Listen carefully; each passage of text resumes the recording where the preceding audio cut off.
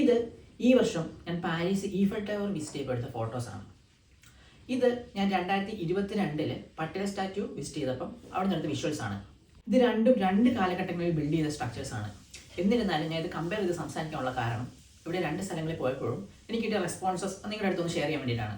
ഞാൻ പൊതുവേ ഇത്തരത്തിലുള്ള വേൾഡ് ഫേമസ് ആയിട്ടുള്ള വെന്യൂസിൽ ചെല്ലുമ്പോൾ ഒരുപാട് ഫോട്ടോസും വീഡിയോസും ഒക്കെ എടുക്കാറുണ്ട്. എക്സൈറ്റ്മെന്റിന്റെ പുറത്താണ്.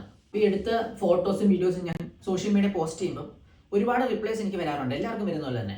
അപ്പോൾ ഈ 2 സ്ഥലത്തെയുള്ള പോസ്റ്റുകൾക്ക് വന്ന വൈരുദ്ധാത്മകമായിട്ടുള്ള പല ആൾക്കാരുടെ റിപ്ലൈസിനെ പറ്റിയാണ് ഞാൻ ഇവിടെ പറയാൻ പോകുന്നത്. ഈഫൽ ടവർ കാണാൻ പോയിട്ട് വന്നപ്പോൾ എല്ലാവരും റെസ്പോൺസ് ആഹാ, പക്ഷെ പട്ടേൽ പ്രതിമ കണ്ടിട്ട് തിരിച്ചു വന്നപ്പോൾ എല്ലാവരും ആഹാ, ഇങ്ങനെയായിരുന്നു എല്ലാവരുടെ റെസ്പോൺസ്. 1889 ഈഫൽ ടവർ പണിയുമ്പോൾ പാരീസിലും ഫ്രാൻസിന്റെ പല ഭാഗങ്ങളിലും പട്ടിണിയും ദാരിദ്ര്യവും ഒക്കെ നിലനിന്നിരുന്നു. അന്നത്തെ ആളുകളും ഇതിനെ വേസ്റ്റ് ഓഫ് മണി അല്ലെങ്കിൽ ഗിമ്മിക് ആണെന്നുള്ള രീതിയിൽ തന്നെ എതിർത്തിരുന്നു. പക്ഷെ വർഷങ്ങൾക്കിപ്പുറം പാരീസ് നഗരത്തിന്റെ പ്രധാന അട്രാക്ഷൻ എന്ന് പറയുന്നത് ഈ ഈഫൽ ടവർ ആണ്. ഈഫൽ ടവർ കണ്ടുവന്നതിന് ശേഷം ഫ്രണ്ട്സും അല്ലെങ്കിൽ ഡിസ്റ്റന്റ് റിലേറ്റീവ്സും എല്ലാ ആൾക്കാരും എന്നോട് ചോദിച്ചു വളരെ എക്സൈറ്റഡ് ആയിട്ടാണ് അതെങ്ങനെ ഉണ്ടായിരുന്നു, കാഴ്ചയ്ക്ക് മിന്നുന്നുണ്ടോ, മിന്നുന്നില്ലേ, ഏത് സമയത്തൊക്കെയാണ് മിന്നുന്നത്, ദൂരെ നിന്ന് കാണുമ്പോൾ എങ്ങനെ ഉണ്ട്. പക്ഷെ ഇതേ ആൾക്കാർ ഞാൻ ഒന്ന് തിരിഞ്ഞു നോക്കുമ്പോൾ നമ്മുടെ നാട്ടിൽ ഒരു വലിയ വേൾഡ് റിനൗണ്ട് ആയിട്ടുള്ള ഒരു സ്ട്രക്ചർ വന്നപ്പം അത് കാക്ക തൂറാനുള്ള രീതിയിൽ പുച്ഛിക്കുന്നതാണ് ഞാൻ കണ്ടത്. യൂറോപ്പിലെ പല വെന്യൂസ് കാണുമ്പോൾ എക്സൈറ്റഡ് ആവുന്ന അതേ ആൾക്കാർ നമ്മുടെ നാട്ടിലെ പല സ്ട്രക്ചർ കാണുമ്പോൾ ഇങ്ങനെ പുച്ഛിക്കുന്നതായിട്ടുള്ള ഈ ഡബിൾ സ്റ്റാൻഡ് തുറന്ന് കാണിക്കാൻ വേണ്ടിയിട്ടാണ് ഞാനിപ്പോൾ ഈ രണ്ടും എടുത്ത് കമ്പയർ ചെയ്തത്.